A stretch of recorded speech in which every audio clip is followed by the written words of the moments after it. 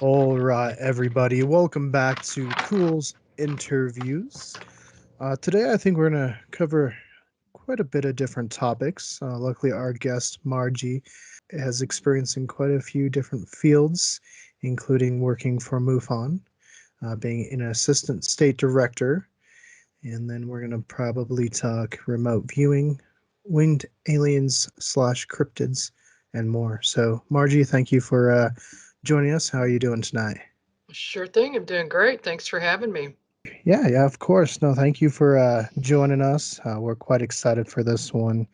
For anyone that perhaps doesn't know who you are yet, do you want to give a little bit of background and perhaps what led you down the path that you are on currently? Okay. Well, I would say I got interested in the UFO subject at a young age. Had my first major sighting when I was 17, driving through Oklahoma, and my whole family was with me. We all saw this object.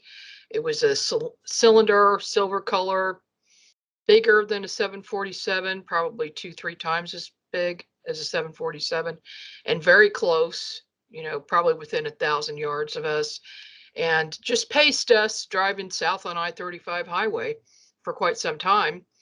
And that was in the middle of the afternoon, about 3:30 p.m. And then the next thing we knew, it was gone. And we were in a town in parked in front of a motel. We had no idea how we got there, and it was dark. So since that was in July, it got dark probably around 9:30, 10, something like that. So we had several hours of missing time.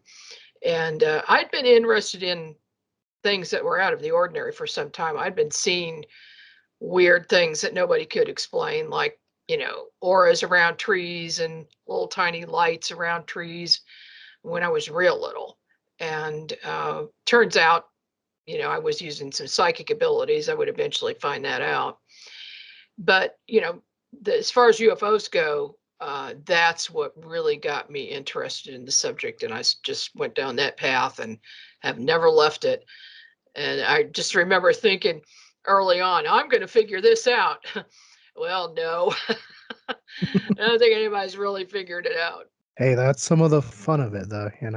I think, Sam and I have said it before, but we're always interested in topics where there's a lot to learn still, and I think that's kind of the UFO thing is there's so much still to learn out there for us. The more we study it, the more we realize it's probably beyond our comprehension because we're talking about interdimensional reality and dimensions that are right next to us. Or the UFOs are probably right next to us all the time, and they disappear in our dimension and then pop back out.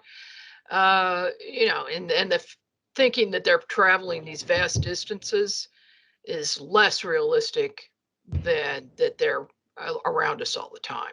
Yeah, no, I mean, and I think mainstream, if we want to say it that way, mainstream science has kind of talked about multiple dimensions anyway, so it's not like it's that outlandish of a topic for like the mainstream media, right? Right.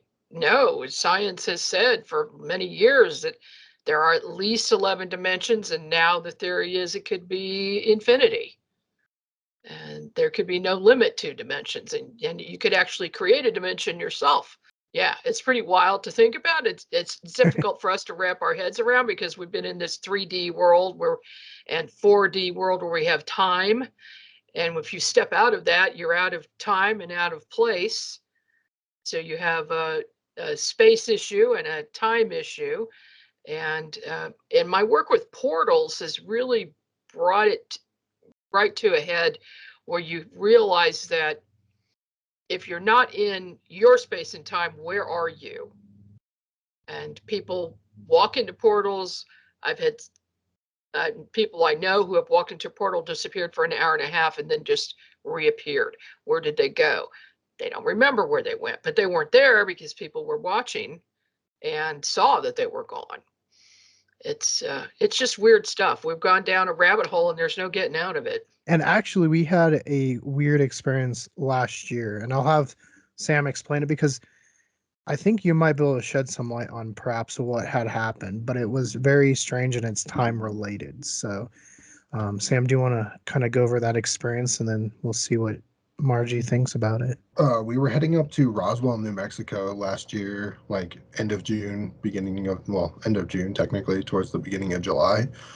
And we were heading down this one road, and then I was just watching a video on my phone, and we were listening to a gentleman's podcast through the car. And then all of a sudden, I felt like we just like hit like this, like, best way to explain it is like a bubble almost. We passed through like a bubble or like this type of force field. Essentially, if we wanted to relate it to like the Star Wars droids going through this like force field, like something that you could like go through, but we really couldn't see. But then all of a sudden, as we were going down this road, we were just gaining miles, but the time kept going like up. So what would normally take like what was it, like 2 hours, I think, when we like originally saw it was like 4 hours, but then all of a sudden it would like go up and it would just be like staying at that 4 hour mark, but we were going like 100 miles like further in, and it's just like, well, the time's not changing. That's kind of strange. Oh, And a trip that would take us like 8 hours ended up taking us like 10, 11 hours just to do. I felt us pass through something, and I just like didn't think twice on or like that much on it because I was just like, huh, that was kind of strange. And then once they like, our other buddy Matt was like up in the passenger seat, he was just like, is it just me or does it seem like we're not really going anywhere, but we're going somewhere at the same time? And that's when like it started to click in with me, and I was just like, I wonder if it had to do with that, like like bubble that I felt like we passed through. that really does sound like a portal that you entered and then at some point got out of, because portals, there's something with time that's off with that, where you just feel like something's not right. And always when you come back, it's not the time you think it's going to be. It's not whatever you perceived when you were gone. It'll be something different. It could be many hours later, which is usually the case, or in some cases, it could be earlier than you left originally. Nobody really, I think, has a handle on it. Perhaps our government does, but they're not going to share that with us. But the portal sites that I've investigated, uh, there are several things that happen that we've discovered. First of all, there's no sound when you're in it. There's no sound of animals or insects or things like that. Uh, the next thing, or there could be a sound like a humming or a high pitch. Then I've noticed that in some video that has been taken, that there will be these streams of light that look like a little ball of light that's going very fast. So they make these streams. And it kind of reminds me of interference on an old television set where you don't have the exact right signal, and you're just getting this distortion. I've seen that in a number of cases as well. And in fact, I'm in the middle of an investigation here in Missouri where I had an expert video analyst take a look at a video of an area where I know there's a portal and it opens and closes at different times. And he was able to track the speed of these objects to rule out it being anything like snow or something mundane. And they were traveling at over 450 miles an hour. And so whatever they were, it wasn't an insect or a snowflake, which travels at 4 miles an hour. And, that's a new bit of information I have that's not useful, but, um, you know, and then you might feel out of sorts, you might feel kind of strange, or you might actually feel sick. There, a lot of people report if they're in a portal for a while, they'll feel ill. So did you have any experience like that? I don't know if any of us did. I know because it was weird. It was just outside of Vaughn, New Mexico. We had just stopped at like a convenient gas store, pick up some snacks, and we were heading to Hondo, where our Airbnb was. And it was just like it kept going on and on. I mean, that's what I remember is just the podcast, we kept going through episodes and the miles kept going down, but the time kept going backwards like it was going up. And I Wow. don't think I felt sick. It was just like more like, I don't know, like it'd been almost drained, I guess, just when you've been in a car for a long, long time. It felt like that was kind of progressing faster, I guess. Yeah. Well, I'd say the number one suspect is a portal. I'm trying to Sounds think. like I it. think I felt like slightly uneasy, maybe a little bit, like a slight. There was definitely like something. I definitely recall feeling like I wouldn't call it like queasy, but like very, I don't know, uneased. There's like a weird presence. Mm-hmm. Or you knew something just wasn't right, but you couldn't put your finger on it. Yeah, something like that, because it was just like, Yeah. it just felt weird. Yeah, and I had warned my uncle and my granddad because they went to Roswell like I think a month and a half later. And I said, whatever you do, go through Fort Sumner. Do not go through Vaughn. And they went through Vaughn and they experienced like the same thing. Oh, no kidding. Yeah, that's Even though where you warned them. I warned him. And then they sent me a picture from the road and there's these two cowboys on either side. And I was like, oh man, they're going through Vaughn. And then my uncle was like, yeah, that road just felt like it was never going to end. And I was like, I told you not to go through there. Mm-hmm. So you're assistant state director in MUFON. How did you get involved in that? And for people that don't know what MUFON is, what is it that you guys do? Well, I got involved in 1996 when a friend of mine drug me along to go to the meeting. And then I got hooked because here are all these other people around who wanted answers just like I did. And so I've been involved in that ever since. And well, MUFON is the largest investigative association in the world as far as UFOs are concerned. We're in multiple countries, and there are state directors, assistant state directors, chief investigators. In Missouri, we have the one and only MUFON lab near St. Louis, and so materials are, if there's trace evidence somewhere, the materials are sent to that lab and investigated with a number of pieces of equipment. Of course, we don't have everything, but we've got a good amount, and we can, get test metals, test soil, vegetation that might have been infected by something. Can get evidence, and there's been some good evidence found. It's very interesting. And we also have, between Missouri and Illinois, 4 members of a video analysis team who are experts in that field.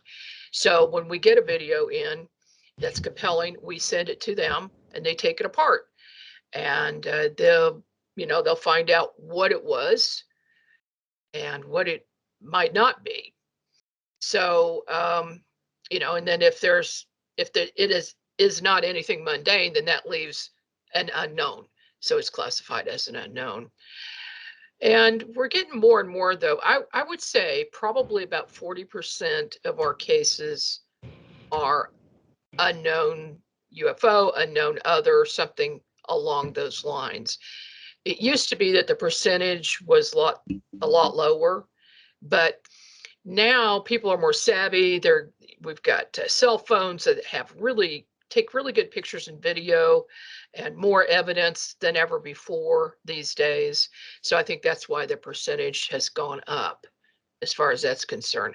So there are investigators in every state, and of course in most countries as well, who will go on site and do the investigating, whereas a place like the National UFO Reporting Center, they take the reports, but they don't investigate.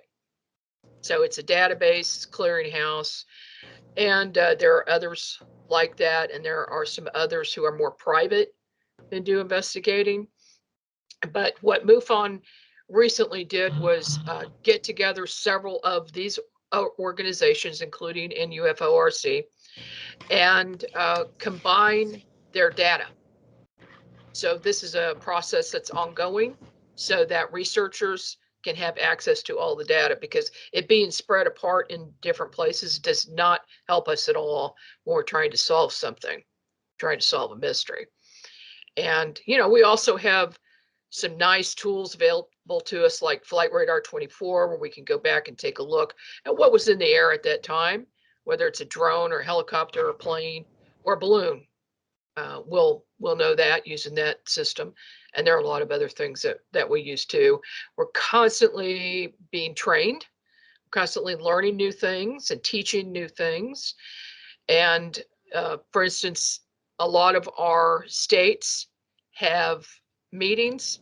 A lot of cities have meetings. In Missouri, we have a meeting once a month that's open to the public on Zoom, so anybody can attend that. And it's always something interesting. We have guest speakers doing that, and then we have some local meetings in several cities around. So MUFON is a really good organization. I enjoy being a member of it, and I enjoy doing my work with Missouri. Did you guys get an uptick at all when Starlink started going around? Oh yeah. Oh yeah. It used to be Venus was the #1 UFO. Okay. And sometimes Jupiter as well, depending on the time of year. And then when Starlink hit, not everybody knew about it for some reason. It was all over the news, but they look up and they see a string of lights in a row, and oh my God. So yeah, we pretty much people stopped doing that. But we had a weird thing happen last year, right around April, where Starlink distributed a different type of satellite at a much lower altitude. So they were closer and bigger, and they looked like boxes. So here's this long tube thing that comes up, and then it spreads out into these boxes. And so we had a few sightings along those lines but we got that straightened out. So we don't have too many calls now for that. Recently, there was the UFO congressional hearing. Have you seen people giving you guys cases maybe based off of seeing it on the news and feeling more comfortable about talking about it? Absolutely. Yes. More people are coming forward, and they say things like, well, the government says it's real, so now I'm not afraid to tell you my story. And it might be a story from 1970, but we still want to hear it. We still want to get that in the database. It just helps us, get closer to solving the mystery of what it is. But yeah, that was a good thing that happened. And, it's a good thing that the Navy came out with with the videos of the Go Fast and the gimbal and the Tic Tac. And what's interesting is that some of the video we have received from witnesses, either from their Ring doorbell or from their cell phone camera, look the same as as what is in some of those videos that the Navy took. So they seem to be kind of common shapes for UFOs, and they usually go very, very fast. Now, we call them the fast movers, and I wrote a book called The Fast Movers along with Bill Spicer and Larry Tyree, and it's about these very, very fast moving craft that you might catch a glimpse of with the naked eye, but usually not. When you go back and take a look at a video, you'll see them in there. And they've been clocked like, over 12,000 miles an hour. And so that's not an ordinary aircraft. And in some cases, there are multiple fast movers in one video. We had a case a couple of years ago, 2019, here in Missouri, that involved 3 gigantic spheres, silver white spheres, that were hovering over the city of Kansas City in 3 locations for over 6 hours. And there was never an explanation. Nobody ever came forward and said that's ours. And so, there was some speculation that they were DARPA balloons. But whatever those things were, and they may have been high-tech balloons that can stay in one place for 6 hours. I don't know. But the video that came in from 7 witnesses from different locations showed fast movers in them flying around these objects very, very close. So something was interested in what those things were. And I suspect that they were probably off planet or, non-human in nature. Maybe they're robotic. Maybe there are no living creatures in these things, but possibly they're probes. That's one theory, but they were definitely interested in that. And we're getting more and more of these types of reports. In fact, so many that I started a Facebook group called the Fast Movers, and people are now sharing their videos from all over the world on that Facebook group. It almost seems like over time UFOs have changed in appearance. Do you think that's based off of technology that they have, or different species, or what causes that? Because we have like flying saucers, tic tacs, we have the like Phoenix Lights type of vehicle. Like, what do you think causes that? Well, it's just my personal opinion is that they're different types of craft from different species of beings, whatever these beings are. Obviously they're using different technology, but they do have similar characteristics in that most of them move very fast when they want to. They can hover. They don't show any wings or tails like a normal craft would be, and there's no exhaust from it. So, and in most cases, they're totally silent.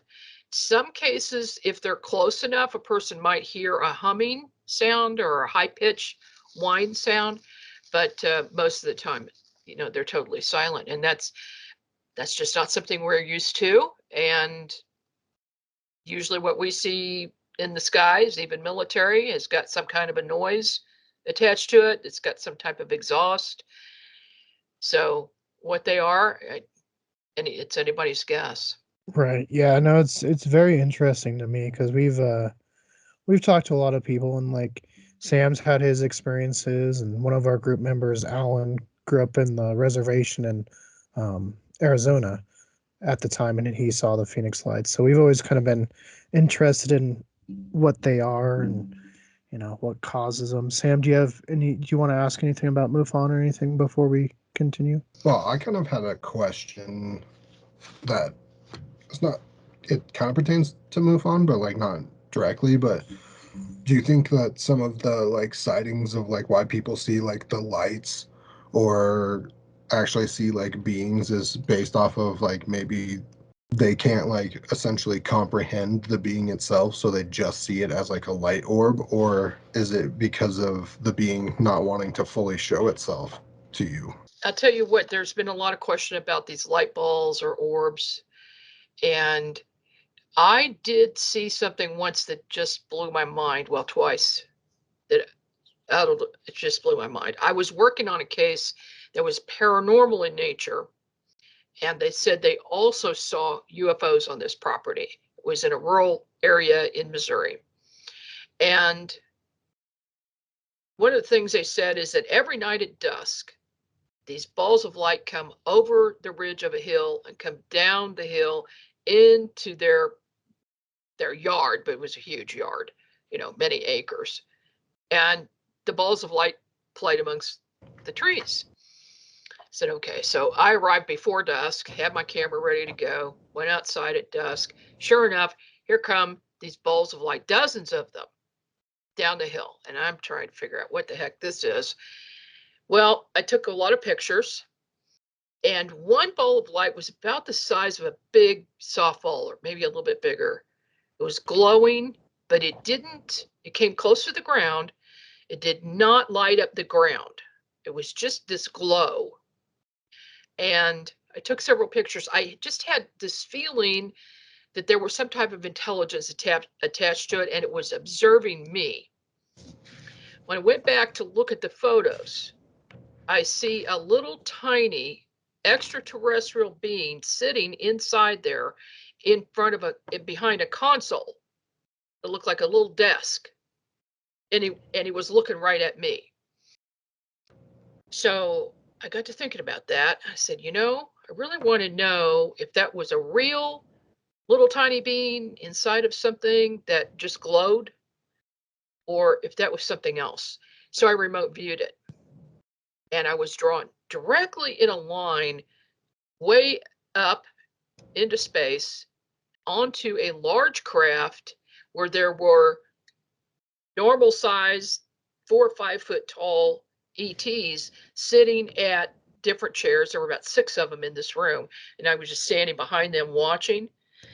And they were at a console, at a desk, just like what I saw in, in that little ball of light. But what they had done, and I just happened to know this by being there, they were sending their consciousness out, kind of like astral travel, but using technology. And then what they were doing was investigating. They were just kind of checking the area out, seeing what was there, but that was a safe way to do it, and without drawing much attention, because who's going to pay attention to a little ball of light? Most people don't. Even people in ufology, if you mention the word orb or ball of light, they shut off. They're not interested. But what if they are really related to the ETs?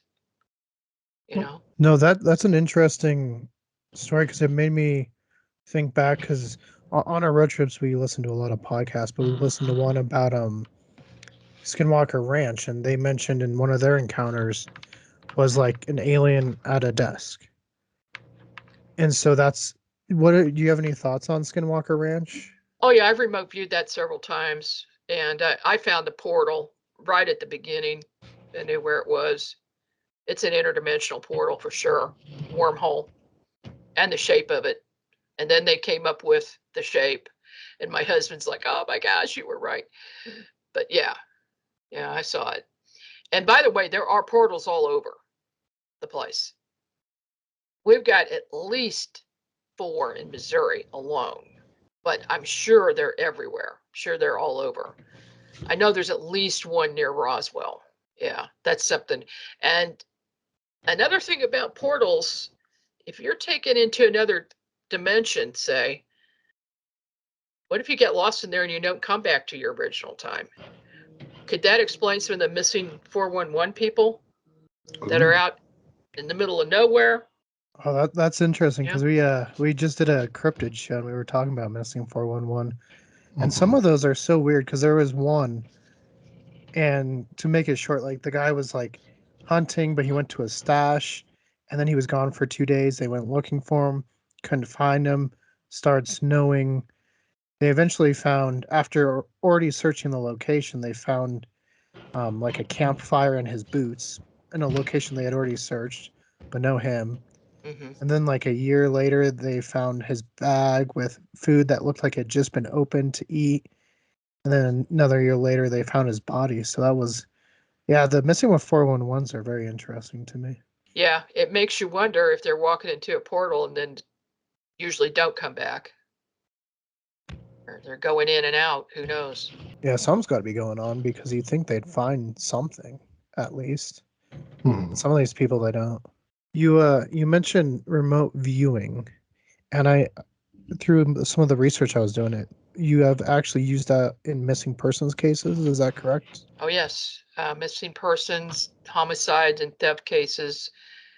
I've worked on over 66 now. Occasionally, I will do work for a family member, but I really prefer law enforcement because of the emotion that the family member has. They get, and usually what they're looking for is not going to be, it's not going to be a good ending, because by the time they contact me, it's a long time after this person is missing. But yeah, I've been able to solve all but 2 of those cases by remote viewing. I get really good detail, addresses, cars, license plates. I hear names, and I usually find the location of a body if there's a body. Um, and yeah, I mean, it's just, I was naturally psychic, but I got a boost by an extraterrestrial in 1985. And that was when Valiant Thor appeared to me. And he says, now you have X-ray vision. Well, that turned into me being able to see inside the human body and scan inside, find things. I can look inside machinery. So I do private readings for people.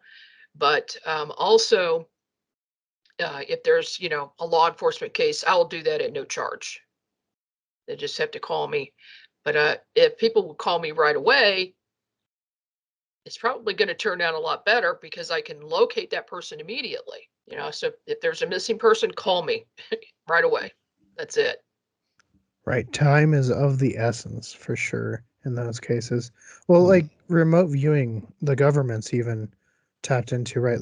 I think they made a movie, The Men Who Stare at Goats, right? Kind of about that program. I had some weird things happen with the military. I was in the National Guard near Warrensburg, which is near Whiteman Air Force Base.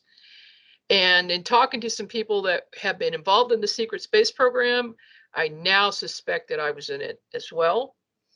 But I was being trained in remote viewing due to my natural psychic abilities.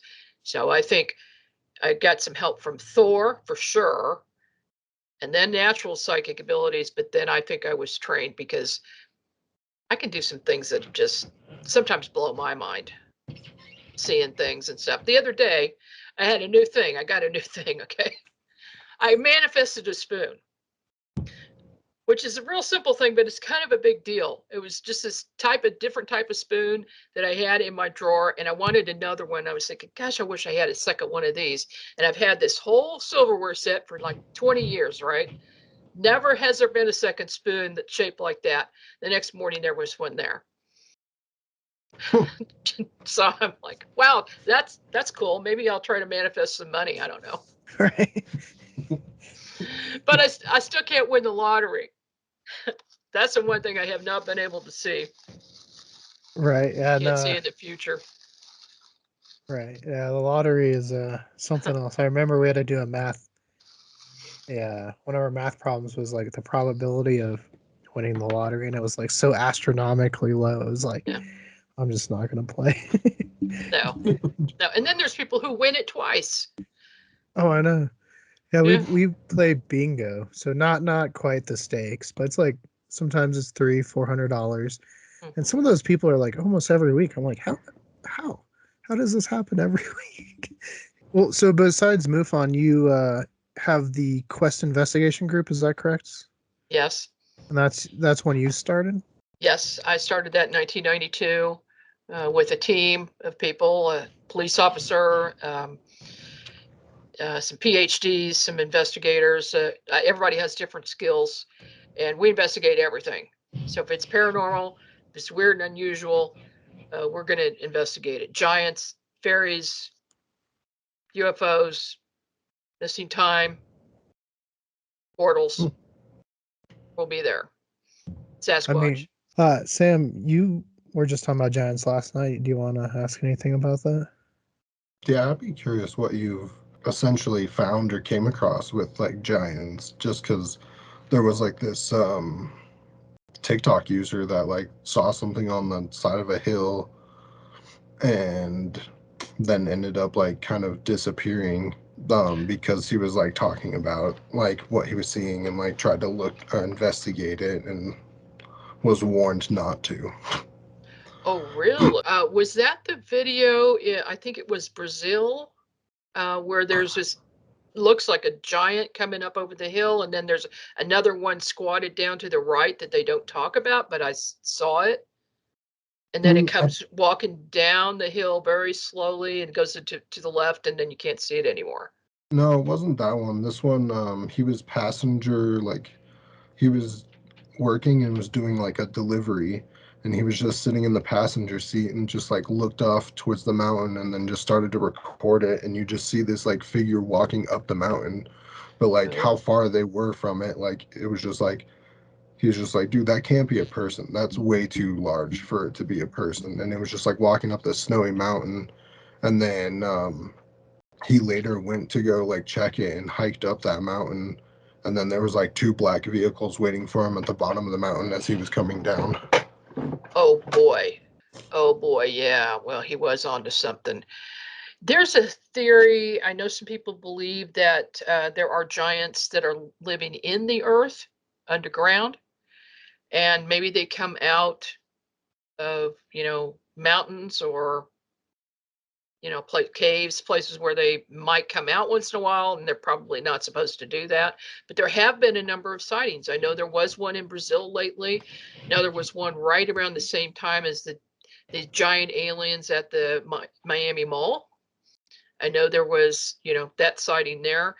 Plus, we found giant skeletons all over the world, and then somebody gets a hold of them and they mysteriously disappear. But there used to be a lot of articles in the newspapers about them.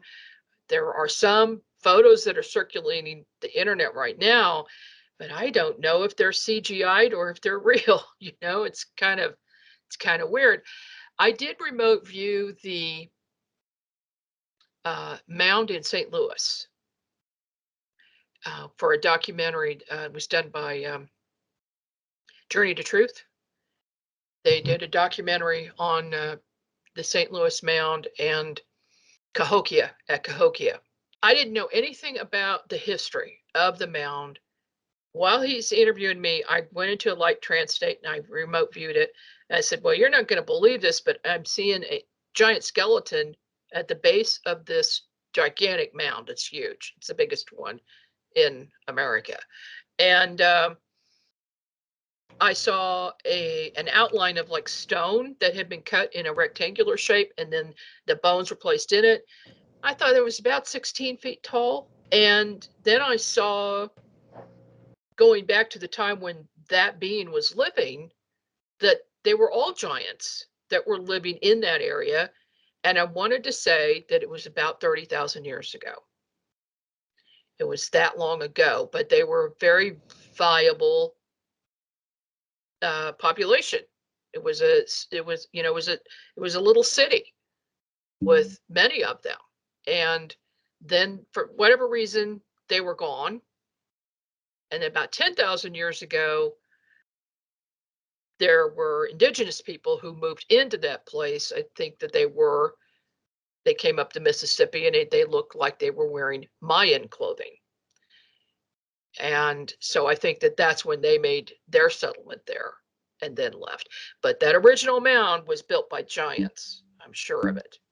And there are giants. I have a client right now at a place in Missouri that we're calling the North Farm.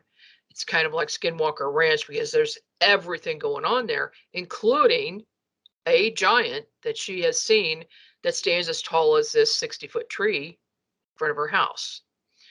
I know my daughter saw a giant when she was younger. She was very young, but she was very with it. And she came home one day and said, Mom, I saw a 50-foot tall giant walking down the street when we had recess. And I had to tell her that I had seen about an 8-foot tall giant when I was in 6th grade, looking out the 3rd-story window of my classroom, and I saw this man riding a bicycle, but he was very big, and he was dressed all in green like an elf. It was the most ridiculous thing I'd ever seen. And I said to the girl standing next to me, do you see that? What the heck is that? And she didn't see it. She did not see it. And he drove by, came down the street, turned right in front of the street, in front of the school, looked up and smiled at me. He knew I could see him, and then drove off.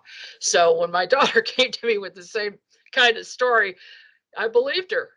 Yeah, they're probably coming in and out of dimension is the only thing I could figure, because we're not finding them. Just, we don't find, like, I also study winged creatures, okay? And pterodactyls are one of them. How are these pterodactyls and Mothmen and all of these gigantic birds coming here, flying around 3D, people can see them, and then there's no trace of them. There's no nest, there's no babies, there's no evidence, and nobody ever captures one. They have to be interdimensional. Yeah, I know we talked to a couple different people about like Mothman or some of these flying cryptids, and it's interesting with those because a lot of times it's not like Bigfoot where people like try to explain it. And I know we've talked about the interdimensional Bigfoot theory before, but a lot of times with like Mothman or like the Jersey Devil, people will tell you pretty quickly that perhaps they're interdimensional beings or manifestations of something. Like, and one of my questions is with Mothman, because in paleontological terms, I should say, there's like wastebasket taxons, so everything kind of just gets placed into them, like Megalosaurus, Iguanodon. They were just putting specimens because they didn't really know there was a difference. It With Mothman, it seems like lately there's a ton of sightings that are being called Mothman. Do you think it is the same thing as like the Silver Bridge Mothman, or do you think they're different species? I've had, unfortunately, some experience with that myself. There is, I think the terminology is not correct. I think they should be called Batman because their wings are usually described as being bat-like, a membrane with little to no feathers and a humanoid body, usually no neck, and either white or black, I mean, red or black eyes. And a lot of times they're kind of menacing and they'll come, fly right at you when you're driving and then disappear. Yeah, this is something completely different. I get a different vibe from the Mothman type creature than anything else. It's not positive or negative. It's kind of neutral, leaning to the negative. And they have been seen before disasters, but as in the case of the Kansas City Mothman, where I've taken multiple reports, the sightings have not been a precursor to anything negative. There is one that hangs around the 291 bridge near Independence and has been seen by several people. And we're thinking maybe, he actually lives under the bridge, that might be their habitat.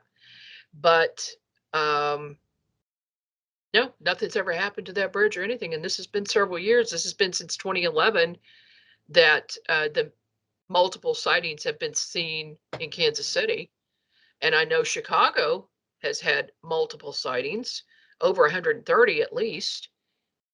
And there have been no major disasters there that I know of.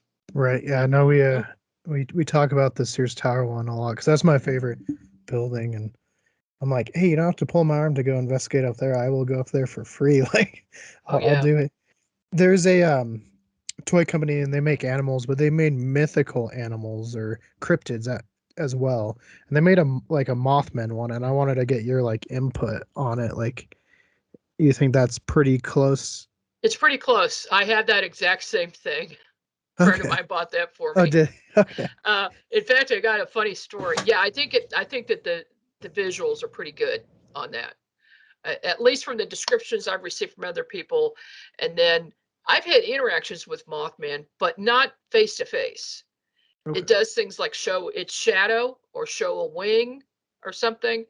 And same thing with a fellow investigator of mine as well. But I did have something really weird happen here last week.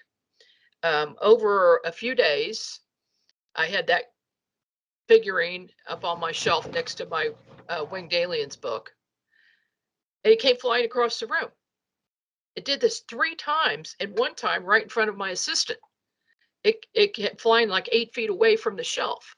So if it had just fallen, it would have fallen right in front of the shelf, the bookcase. It wouldn't have flown across the room and landed at my feet 3 times. So there is something about it. It's like trying to get a message to people to pay attention. I did an interview with Ben Hansen with UFO Witness, and he was right here in my office. And I had my Winged Aliens books leaning against the side over there on that same bookshelf. He's talking to me, and right in the middle of the conversation, 2 of those books slammed down as if somebody just really shoved them down, made a loud noise. We had to stop taping. He jumped up and says, "What the heck was that?" And I went over, and here are these 2 books lying on their side. Now, they had been lying like this, leaning like this, and they went all the way this way, opposite. So some kind of force had to push them over and make that loud sound. And I said, oh, I guess the Mothman wants you to read his book. So I handed one to Ben, and Melissa was here. And I tried to hand one to her. She goes, oh, no, I don't want anything to do with that.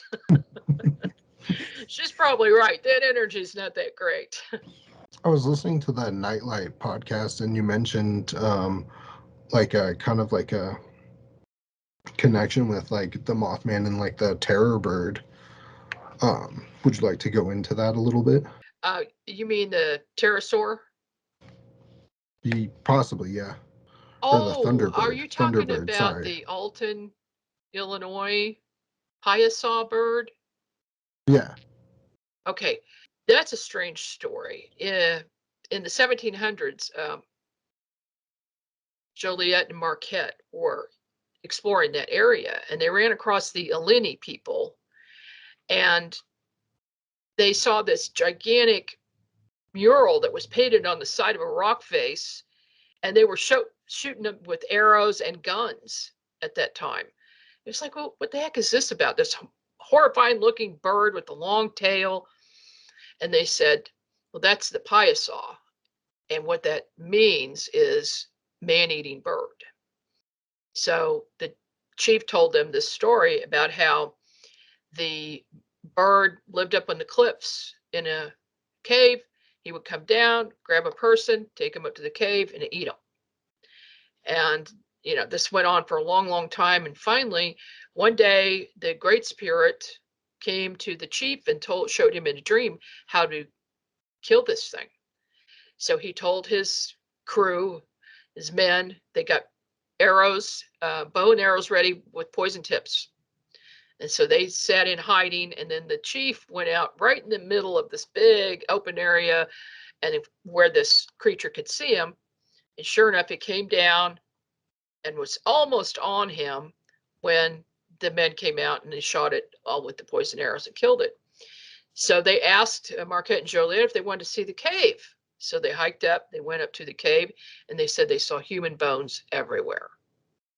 There were just human skulls and bones everywhere. So they believed the Illini people. Now, this was a gigantic bird. Some kind of think it might have been a pterodactyl. Supposedly it had scales, it had a ferocious face, and it had a super, super long tail. Now, the only other thing like that I've investigated are several giant bird sightings with birds the size of a small engine plane with a long, long tail with a puff on the end of it. So I looked that up, and I saw that there were some from the dinosaur eras that they think had a long tail. But there shouldn't be anything these days. They should have been long, long gone. That story, that Piasaw is a very strange tale, because here we have a three-dimensional creature who is eating human beings, and then you have leftover bones as evidence. What they did with it, I don't know, but there isn't much evidence from long ago other than pictographs and carvings.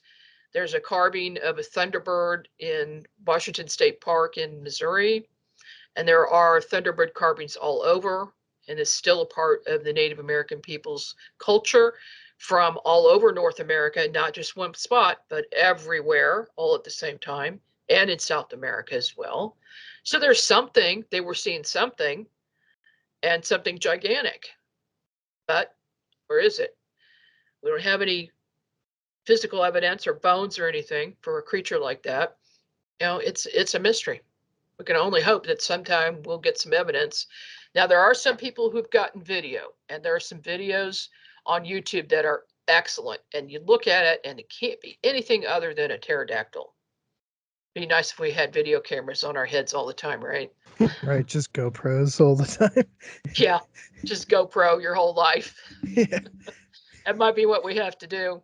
No, it actually kind of sounds like our buddy John's an author in Roswell, but besides like Billy the Kid stuff, he writes about like cowboys and the Saurians, which are like Wild West stories of them coming across like dinosaurs or prehistoric animals, and one's like the tombstone, like thunderbird or pterodactyl. Yep. And it sounds very similar to what you're talking about as well. Like, so it's Yes. interesting. There was a big story in the Tombstone Epitaph, and supposedly some cowboys ran across this creature and killed it and took its remains back. Some people saw it, but what they did with it, I don't know. Then there are some other really old photographs that are circling the internet that where men have these creatures that nailed up on the side of a barn or on the ground during the Civil War. There's one famous photograph of them standing around it.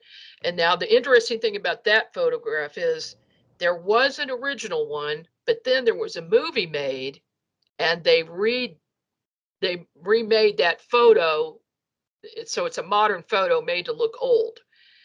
So which one is the real one? I don't know. It's hard to tell because they do it in sepia tone. But yeah, and there have been others. So at some points in the not too distant past, people have been able to at least get photographs of these things or write articles about them. And it seems that they're very serious about it in the articles, or they're not making a joke. Well, especially like the tombstone one, because I think his partner had died, and so it was either this creature had killed him or he killed him, and so he had to like prove that no, for sure it was the creature, it wasn't me. So he had to bring him the proof. I think if I remember it, it's been a while since I read that one, but that's why I thought that one was interesting because especially back then, the Wild West justice would come quickly if they thought you did something wrong. Oh yeah, everybody was carrying guns and nooses at that time. Right. Like even today, we have animals like say the ivory-billed woodpecker, which was declared extinct, but recently they've been getting some pretty decent pictures. So now it's been taken back off the extinction list. So who knows what else can be out there? I heard that. That's interesting. There's probably a lot of creatures that we've thought were extinct that are somebody has, because life, like they said in Jurassic Park, life will find a way. Right. Yeah, Yeah. Jeff Goldblum's famous line. Oh no, we love that movie. As you can see, no shortage of dinosaurs behind me. So. I noticed that. You're a dino guy. Oh, very very much That's so. cool. Yeah, I think our top topic on the channel is probably dinosaurs, and then Billy the Kid, and then after that maybe music and music and paranormal, obviously. But I mean, I saw you had some musical background as well. Yeah, I'm a bass player and play some keyboards too. Mostly jazz, funk, rock. That's what I like to do. I played professionally for a number of years. Very But, cool. Can we find any of that online? Like, no, it's ancient history. But I'm going to be doing some new stuff here pretty soon. I'm writing some music for the NX network for us to use, for intros and outros and commercials, things like that. And I just connected with a drummer. He and I've been hanging out, and we're getting ready to maybe add a guitar player and a keyboardist. So I don't know, something might happen. Sweet. Oh yeah, no, we'll keep an eye out for sure. Let us know when it comes out, and anything comes out, we'll give it a listen for sure. Sure. We were kind of talking about like animals that might still be out there. Like, do you have any thoughts on like the thylacine? Don't know anything about it. No. Yeah. There's a guy, Forrest Galante, and he was telling a story where they were gonna go to Papua New Guinea because like this tribe claimed to have a thylacine as a pet, but then they said the tribe said it died, so they just ate it. And You I know was like, what? wow. Okay, I just remote viewed that. They were telling the truth. Okay. Yes. But there's more than one. Yeah, there's more. Okay. I always thought like Papua New Guinea would be a good spot because there's a lot of places that are really hard for us to get to there, so they Mm-hmm. could hide pretty easy. That place is full of surprises. They've taken pictures of pterodactyls there, I know. Yeah, and the interesting thing is about some of these remote places is that they have their own ecosystem and their own different types of animals living there that you don't find anywhere else. Like Galapagos. Hmm. It's interesting. Well, yeah, and then you see like places in South America where they say they have maybe like ground sloths still like roaming, or the ropin, a flying cryptid, and that one's interesting. Have you looked into the ropin at all? Nope, I have not, but now I'm going to have to. Yeah, yeah. The story is it Yeah. would like dig up graves and eat freshly dug graves, like the carcasses out of them. Oh, well, at least they're not eating live people. Right. Yeah, Yeah. I mean, It is beats fair. beats the alternative, I suppose. Oh gosh, it's still horrible. Yeah. Now Yeah. South America, like, there's always been like those stories too of giant anacondas, and I'm like, I mean, I'm sure if there's a big enough one and you go looking for it, you might find it, but you might not come back. True. Yeah, that's something I'm not going to do is go down into any jungles in any country or on safaris or anything like that. I've heard too many stories. And yeah, might not end well. No, super dense, thick forests. I know what's out there and I know I read all about the 411, so it's not happening. Staying in the city. Yeah, I listened to a podcast and it was so crazy in my mind how it clicked, but it was, they said, lay out a map of the missing people and lay out a map of the Bigfoot sightings and just see how closely they overlap. Like, do you think that's another possibility there is like maybe Oh, Bigfoot? it definitely is. And I think Bigfoot is an interdimensional creature. So yeah, they could jump in, grab someone, phase out to another dimension, and they'd be gone and no one would ever see what happened. Absolutely. That's a possibility.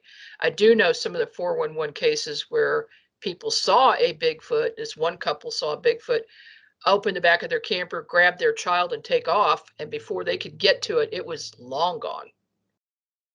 So, yeah, I think they're more curious than anything. It's my personal opinion. I don't think Bigfoot is here to harm us, but occasionally you do run into a rogue Bigfoot, like you would run into a rogue man who's going to be doing whatever they want to do. And but in a lot of those cases of the missing people, they would find a child miles away, dead of unknown causes, and their clothes neatly folded in a pile on a rock in the middle of a stream. Now that is weird. That is unexplainable. Mm. There is something more going on here than a third dimensional human being doing something like that. And it's impossible for them to get that distance anyway. Yeah, for a person, but not for a Bigfoot. Well, I think there was a story that always stuck with me too was like it was a little, I think 1 or 2 year old, and it was like in the middle of a snowstorm and they had gone missing. Like they walked out of their house in the snowstorm and they lived in the country or whatever, and they were found like miles away safe, and they said they were with like a hairy bear or something. Yeah, yeah. I think it's more curiosity on the part of the Bigfoot, and then they don't really mean to hurt anyone. Then they just leave them wherever they are. Yeah, I heard one story where these people were going through these mountains and it was late at night or whatever, and this thing just stepped out of the trees and it was as big as their truck.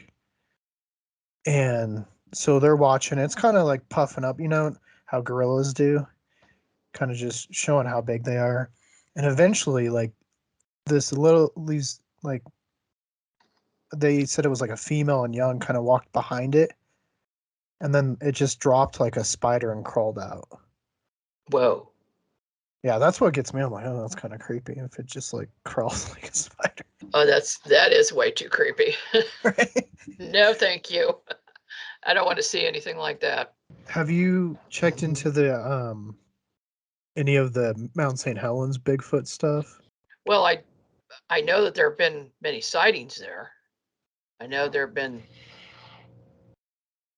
some people who have been taken and then they show up later. They let them go. Yeah, I know there's a lot there. Most of my investigations, as far as Sasquatch are concerned, are in the Midwest region, just because I'm in Kansas City, and it's just more convenient that way. And the same thing with most everything I'm doing, except for missing person or homicide cases. I do those worldwide because I can remote view from here and take a look at anything there. And I also do help other investigators, other paranormal investigators who are working on tough cases. I'll remote view it to see what I see. And a lot of times it's been some pretty wild stuff. So that, would help solve a mystery sometimes. That's great that you do that. Yeah, and it usually just takes a few minutes, so it's no problem. If somebody gets stuck on something, just give me a call. Right. Like we said earlier, time is of the essence, right? The quicker people reach out, the quicker, it can get solved. Yeah. No, that's cool. My dad used to live in Lawrenceburg, Kentucky, and there was some weird stuff out there. And then I remember there's the legend of the Goat Man. Yeah. And I know it pops up kind of around the Midwest and into Texas. Like, is this something similar, do you think, as like Bigfoot, or again, just another interdimensional thing, perhaps? The Goat Man, the Dog Man, Sasquatch, I think they're all interdimensional creatures. Because once again, we even have in Missouri and Arkansas, we have something called Bat Squatch, which is a Sasquatch creature that has bat-like wings. Huge. But then there's no body, there's no evidence, and it has to be interdimensional as well. There's probably a lot of them. There's probably a lot of different species of interdimensional creatures that just don't normally live in our 3D world. And they slip into ours sometime for whatever reason, maybe to get food. I don't know. Or maybe not meaning to at all. They just happen to pass through something like me and Sam did. Hit a portal. Just accidentally hit a portal. Yeah, that could be, except I think Sasquatch sightings have been so frequent, more so than any other cryptid, that the Sasquatch really do like it in our 3D world. They like the streams, the water, the woods, the deer. I think they live half and half, really. And then if there's humans around, they'll just phase out. No, it would totally make sense. Right. Yeah, we have the Sasquatch outpost here in Colorado, and they have trackway of like this Bigfoot hunting an elk. And you can see the footprints, and then all of a sudden you see the imprint of the elk, like it had just been knocked down. Oh, wow. But there's nothing, it looks like had it been lifted straight up out. So, I mean, how massive an animal would have to do that, Because elk are big. Elk are big. It would have to be Bigfoot, because a human man couldn't do that. No way. I would like to. It's my understanding, I just watched a show recently about Bigfoot, that an 8-foot tall Bigfoot is 4 times as heavy and 10 times as strong as a man. That's strong. Yeah, I could believe it. Kind of getting back to UFOs, there's a term UFO flap that comes up a lot, but it's never really discussed. So for anyone listening that perhaps doesn't know what a UFO flap is, would you be able to kind of describe what that is? Yeah, it's very simple. It's a large number of sightings in a short period of time. We had a huge UFO flap here in Missouri in 2011 in Kansas City. It involved 93 sightings within 30 days. And there were hundreds and hundreds of people who did not report, but other people saw them, so they know they were all looking at the same thing. So that it's that type of thing. That's all a flap is. And there have been a lot of them, It's not typical. Usually sightings are one object or 2 object, or maybe a few. One-time deal, and it's over. Some cases you might get a few witnesses from different locations see the same thing. And then in even rare instances, will there be several hundred people that'll see, either one craft, or usually a lot. It'd be a different number of craft over a few days period at least. But this one that we had over 30 days was quite wild because there was a lot going on in the sky. And there were a lot of things being misidentified as UFOs. And we had, what it was a flying team who was auditioning for the Super Bowl in Kansas City.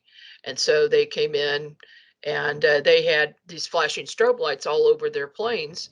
And there's 6 to 7 planes at a time in a group in formation very close together. Well, from a distance, it looks like a UFO. So we had a number of reports of that. But at the same exact time that these things are flying around, actually, after they landed, then we had close encounter UFOs with a large disc-shaped craft, and that was visiting several places, and it would started in one place and then went to another. So I tracked, the timing on this, and in one instance, the craft put a guy in a trance with other people, witnesses watching, lowered a set of stairs, and there's 2 ETs in a photo standing there. And they had 20 minutes of missing time. The 2 main witnesses who were involved in that. So that was a big deal because here we have a bona fide UFO with extraterrestrials, with quite a few different people seeing it and having experiences with it. And there was a big case on the 4th, and there was another big case on the 30th. And in between that, we have the flying team. So what does the media do? Oh, problem solved, mystery solved. It was the flying team, and it's the end of the story. They don't pay any attention to the rest of it. That's the big stuff. And it kind of makes me think that sometimes whoever these beings are that are doing this are picking opportune moments so that they can be explained away and nobody pays attention. I do not doubt that. Right, it makes sense. So, I wrote a note about the Lee Summit County UFO. I just wrote cube-shaped UFO. That wouldn't be the same Starlink one, or is that a different encounter completely? yeah, that's completely different. Okay. There were several cube sightings. One of the big one is in Springfield, Missouri. And this guy had the wherewithal to pull over in a median in the middle of rush hour traffic and film this thing for several minutes. So we were able to tell the direction it came from, the direction it was heading, because it changed direction. It was spinning on its axis, and it was called a cube, but really it was probably had more sides to it than that. It was probably multi-sided, perhaps even a dodecahedron. And it's spinning, and you could see the light from the sunlight reflecting, and then the dark on some of the sides of it. And it actually came from an air base and then headed to, and it was hovering over an airport, the Branson Springfield Airport, which was 7 miles from the location of this witness. But he got good enough video with a good enough iPhone that we were able to pick it apart and get really good video of it. But there were a number of other, what we're calling cube-shaped sightings around the same time period within, like a couple of months of each other. There was one in Illinois, real good video, and other places. And this is something new that we're not used to as far as a typical UFO is. As far as that goes, something spinning on its axis is kind of strange.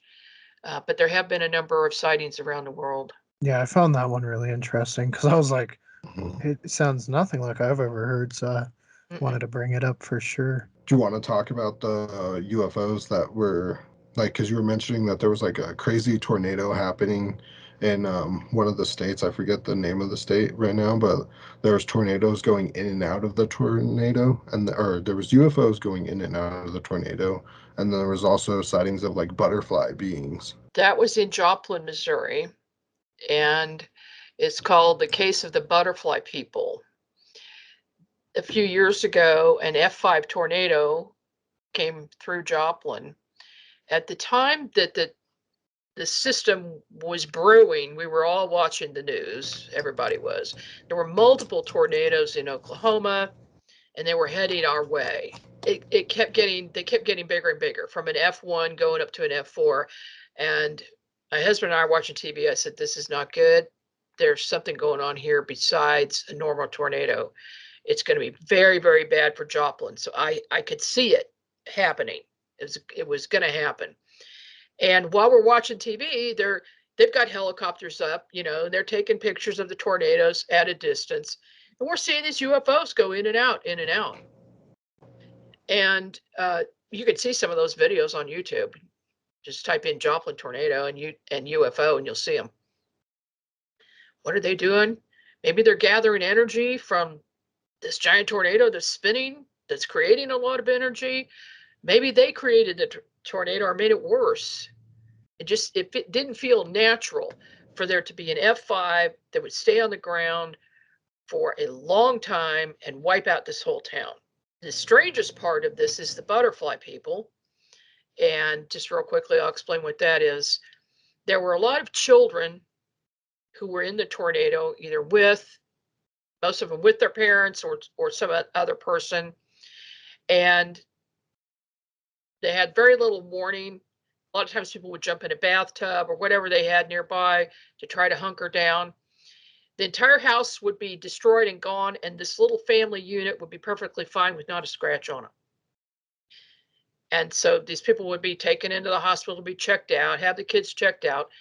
A lot of these children from all over the city, going to all these different hospitals, would say they saw someone they called a butterfly person.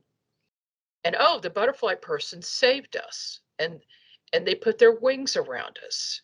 And they were described as being very tiny, like a fairy size, up to a large adult size, with wings that they would protect the family. And they would telepathically speak to the child, but no one else saw them or heard them. The adults did not see these things. But the nurses and doctors got to talking, and they found out, they would say something, oh, this child said something real weird. The butterfly person saved them. They'd say, wait a minute.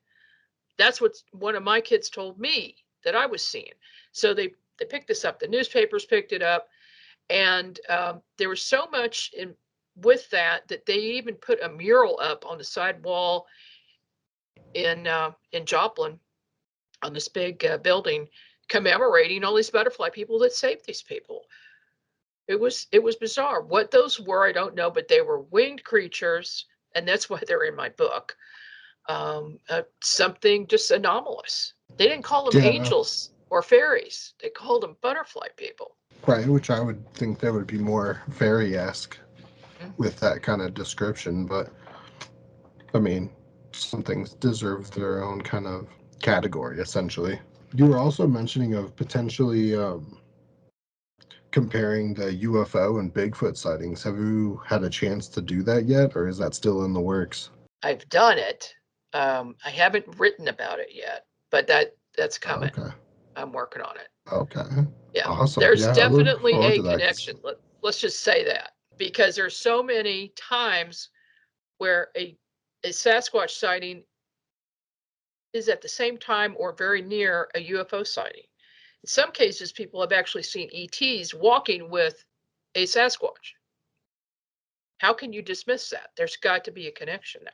Yeah, I kind of look forward to that, because I've always been curious about the like comparison of the two. The silence whenever there's like certain sightings happening, because there's always like, for the most part, when people like are gonna see something, there's always just like an intense silence where there's just like absolutely nothing there. And do you believe that's possibly because, well, obviously other things, no, but do you think it's maybe creating like a silence bubble to where like animals are still making the noise, but like it's not able to, the sound is not going out because of like maybe like a silent bubble or like an aura or something, like a silent aura? I believe that the craft creates an electromagnetic field around it that keeps sound out.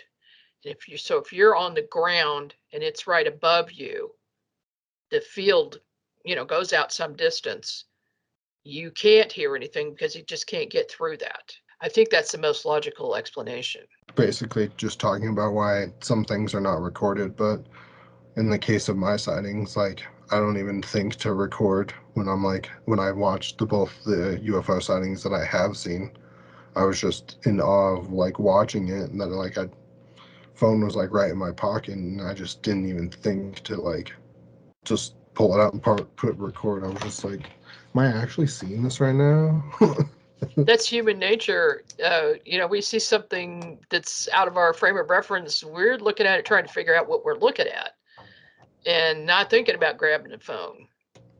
That's just normal. Yeah, it's rare that somebody gets a video. It's happened to me. I Yeah. totally understand. Too many times. Just like, Mm. why didn't I record that like after the fact? And it was just like, well, oh well. I mean, and ours always happens. Not even UFOs. We're always like, all right, next road trip, we're going to put the EVP recorder and just record our conversations because they're kind of interesting, and maybe people will listen to it. And then we'll get to the location or wherever we're going and spend like 8 hours. We're like, why didn't we record that? Like, well, how about one last story before we end off? I know you kind of mentioned like Kansas City and stuff, uh, but I had read or listened to that there was the UFO sighting where it was kind of hiding in front of a star, and like the newscasters were there with like what was going on with that one. Okay, well, this is a big story. I'll try to shorten it. Take your time, no worries. Yeah, Blue Springs, I got a call from a witness, and he said, there's a bunch of us out here in this neighborhood, and we're seeing these things at night. They just are too weird to be stars. You got to get out of here and look at it. I said, okay, I'll be out there the next night, tomorrow night, because I've got another investigation I have to go on tonight. So the next day, I get a call from a news anchor from Channel 5 News. He says, are you coming out here tonight? I said, yeah. He goes, well, I was there last night, and we saw some pretty bizarre stuff. And so I said, okay, I'll meet you out there. I get out there. There's like 20 people from the neighborhood out there, cameraman, everything. And we watch these two objects appear first as it's getting to be dusk in the sky. So they're the brightest objects, right? But due to their location, I thought one was Arcturus and one was Venus.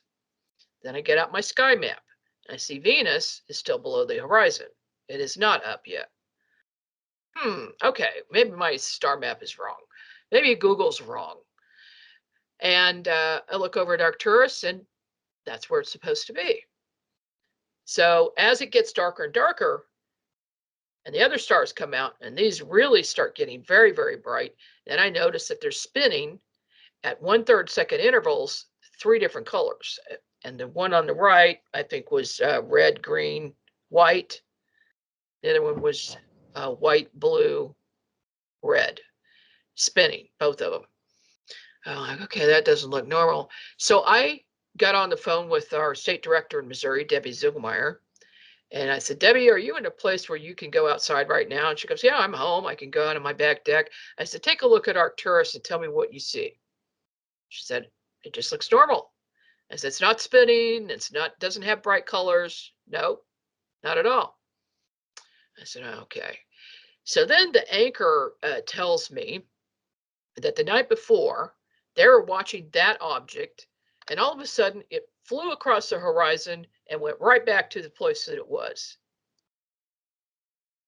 I said, aha, we've got a pseudostar here.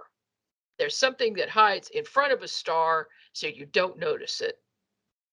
And the average person doesn't look up anyway. And if they did, they would just see a star. They wouldn't get a set of high-powered binoculars like I had and look at it and see the detail about the bright colors and everything. Well, I look over at the other one, and right now, everybody was looking at that one because it got suddenly brighter, and the camera was on that one that I thought was probably Venus, but it wasn't. Put my binoculars up, and I saw a grid around that object that looked like it was made out of metal, silver, metallic, and you could see shadows and light that was created by that bright light inside of it. And so my first reaction is, oh my God, everybody turns around and looks at me. And this is on camera, right? So I instantly thought, I don't want to scare Kansas City half to death. So I said, oh, I've never seen anything so bright. And they're like, oh, and they just go back to looking at it. So I kept my mouth shut. I didn't want anything else to happen. Well, that news reporter met with me 2 more times after that. And he followed up on the report because this was getting to be big, and Kansas City was really in an uproar over this, over the Blue Springs lights. The third time he met with me, he said, I don't think this is anything of ours, but I can't say any more about it. And he said, my manager pulled the plug on the story. I said, really? He goes, yeah, he was visited by somebody who told to pull the story. Next thing I know, that reporter has been transferred to Florida. It's no longer in Missouri, where we have one of the biggest hotspots in the nation. We're typically in the top 10 for UFO sightings, no matter what the population is of other states. Missouri is a major hotspot. The whole place is, but definitely Kansas City. Yeah, stuff like that happens. You talked about him being transferred out. We've often wondered that about certain things. Most notably for us probably would be Project Blue Book, the TV series, getting canceled even though its ratings were really good. Do you think there was a connection, like perhaps they're getting too deep into certain things? My understanding is they're bringing that back this Are year. they? Yeah. So I have not remote viewed it, but my feeling is no. Okay. But I do hear some conversation with military. I know another one that was kind of pulled that way was UFO Hunters, which was a show that had like 2 seasons. And the one dude actually got an email that was just like, we were okay with you doing this, but you got a little too close and we're digging a little bit too hard. So we're stopping you now. Yeah. And he came out and was like actually talking about that. Because they were talking about Dulce, and they were like asking, they're just like, how close is an entrance? And like they were really prying. So it was just like, yeah, no. Yeah, I know my own boundaries too. I know when I get a really big case that I keep my mouth shut.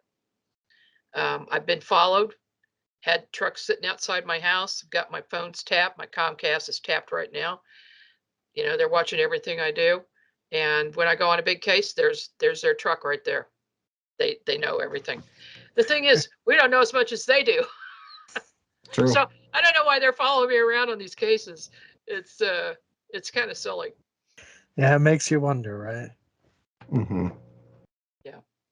Well, Margie, thank you for joining us. This has been excellent, and we'll definitely have to have you back on. This was a lot of fun. I know me and Sam have been looking forward to this one.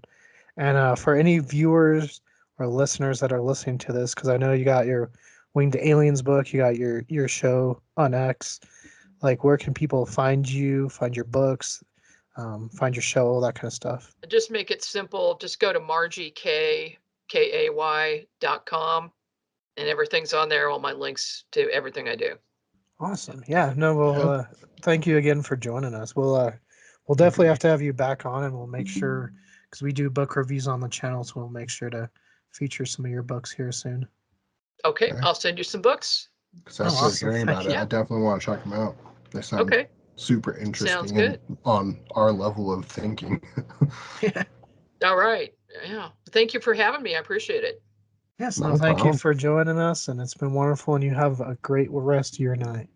So once again, Sam and I want to say thank you to Margie for joining us and just giving us an excellent show, just full of so much stories and knowledge and all this detail that I know was definitely new to Sam and I, and we're just so super appreciative of Margie taking the time out of her day to join us. And make sure to go check out in the description below and go to her website and check out her show and her books and all of that. Like I said, we'll definitely be doing some book reviews here in the near future, so keep an eye out on that. But until next time, for more Culz interviews, click that link to your left. Our last one was with James Townsend, another fantastic interview. For more about what we're doing here at Culz Paranormal, click that link to your right. And don't forget to hit that like and give us a subscribe. And let us know, what was your favorite part of the interview? And have you read any of Margie's books? Tell us in the comments below.